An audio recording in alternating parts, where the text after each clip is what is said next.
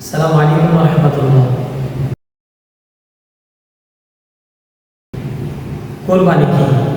কোরবানি হচ্ছে উর্দু এবং ফার্সি শব্দ, যার আরবি শব্দ হচ্ছে কোরবান। কুরবুন তথা কোরবাতুন শব্দগুলো থেকে নির্গত, যার শাব্দিক অর্থ হচ্ছে আল্লাহর নৈকট্য অর্জন করা, সান্নিধ্য লাভ করা, পশু উৎসর্গ করা। আর কোরবানের ইস্তিলাহ তথা পরিভাষা হচ্ছে আল্লাহর নৈকট্য অর্জনের জন্য জিলহজ মাসের নির্দিষ্ট দিন নির্ধারিত পশু, হালাল পশু জবে করা, আল্লাহর নামে উৎসর্গ করাকে কোরবানি বলে। আরবিতে এটাকে আদহিয়াত বলে।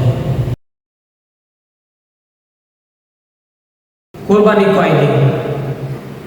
অনেকে ভাবে কোরবানি শুধু কোরবানের দিন, যেদিন নামাজ পড়ে সেদিন, জিলহজ মাসের 10 তারিখ। না, কোরবানি হচ্ছে জিলহজ মাসের 10 তারিখ, 11 এবং 12 তারিখ। কোরবানির দিনের পরে 2 দিন কোরবানি করা জায়েজ। 12 তারিখ সূর্য অস্ত পর্যন্ত কোরবানি করা জায়েজ। কি পরিমাণ সম্পদ থাকলে কোরবানি করা ওয়াজিব? কোরবানি তাদের উপর ওয়াজিব যার নিকট ব্যবহৃত জিনিস ব্যতীত 7.5 ভরি স্বর্ণ বা 52 তোলা রৌপ্য কিংবা এই পরিমাণ সম্পদ তার নিকট রয়েছে, তার জন্য কোরবানি ওয়াজিব।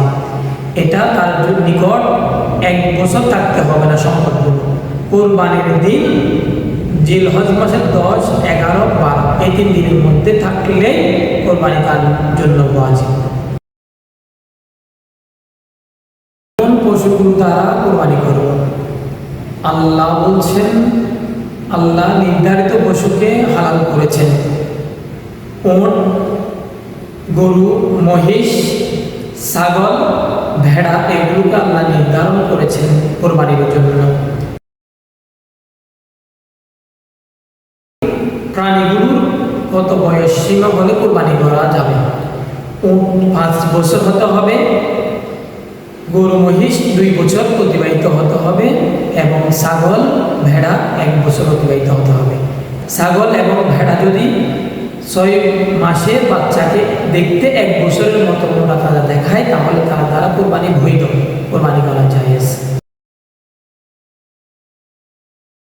আল্লাহ বলছেন সূরা হজের মধ্যে 32 নম্বর আয়াতে আল্লাহ আরো বলছেন, আমাইয়ু আযিম শাআইরাল্লাহি ফাইন্নাহা মিন তাকওয়াল কুলুব।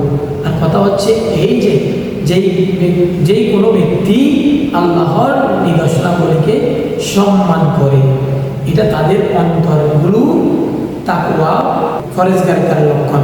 এখানে রাইসুল মুফাসসিরিন আব্দুল্লাহ ইবনে আব্বাস বলছেন, এই আমাইয়ু আযিম শাআইরাল্লাহ মানে হচ্ছে কোরবানির জন্য পশুগুলোকে মোটা তাজা সুন্দর নির্বাচন করা।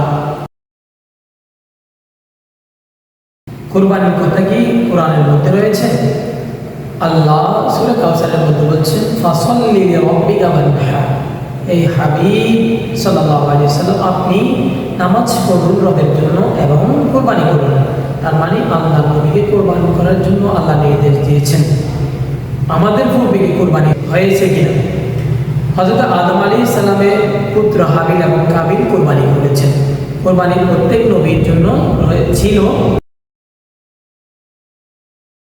আমাদের কোরবানির হাদিয়া আল্লাহর নিকট পৌঁছে গেল। আল্লাহ বলছেন সূরাতুল হজ্জের মধ্যে 37 নম্বর আয়াতের মধ্যে আল্লাহ বলছেন, লা ইয়ানালুল্লাহা লুহুমুহা ওয়ালা দিমাউহা ওয়ালাকিন ইয়ানালুহুত তাকওয়া মিনকুম।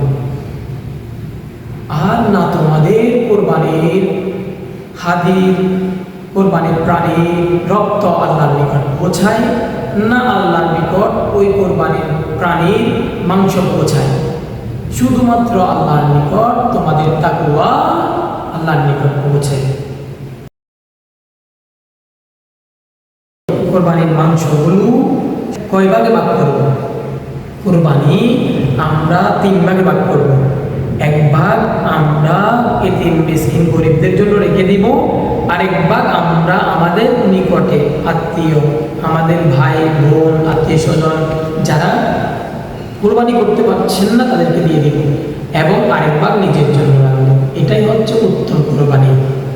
এখন সমাজে দেখা যায় কোরবানি করে এই আমরা কোরবানির বস্তুগুলোকে সামান্য করে বিলিয়ে দিই, বাকিগুলো রেখে দিই এবং এগুলো আমরা 1 বছর যাবত অতিবাহিত করে ফ্রিজে রেখে রেখে খাই। এগুলো কোনো অবস্থায় গ্রহণযোগ্যতা লাভ করবে না।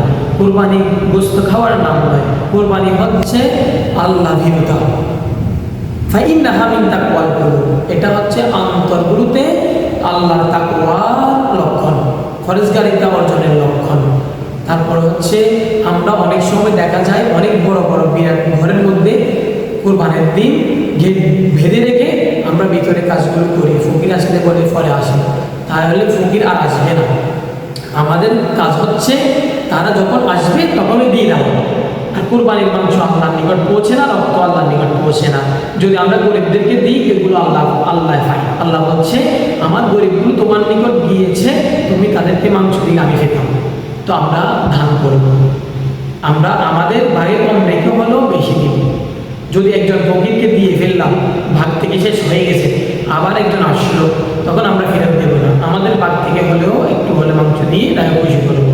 কোরবানি হচ্ছে খুশির নাম, কোরবানি হচ্ছে আল্লাহকে রাজি করার নাম। শরীক দিয়ে করা যাবে কিনা? উটের মধ্যে 7 শরীকে কোরবানি করা যায়, গরু মহিষের মধ্যে 7 ভাগ, ছাগলের মধ্যে ভেড়ার মধ্যে 1 ভাগ। এখন শরীকদার নির্বাচন করতে গেলে আমাদেরকে অনেক সতর্ক হতে হবে, কারণ কোরবানি হচ্ছে শরীকদার যাচাইয়ের জন্য অনেক তাকিদ দিয়েছেন। কারণ কারণীয় যদি এইরকম থাকে গোস্ত খাওয়ার জন্য কোরবানি, তাহলে কারো কোরবানি হবে না। এই জন্য কোরবানি করার জন্য শরীকদার নির্বাচন করতে বলছেন তাকওয়াবান, ফরেজগার, আল্লাহ ভীরু।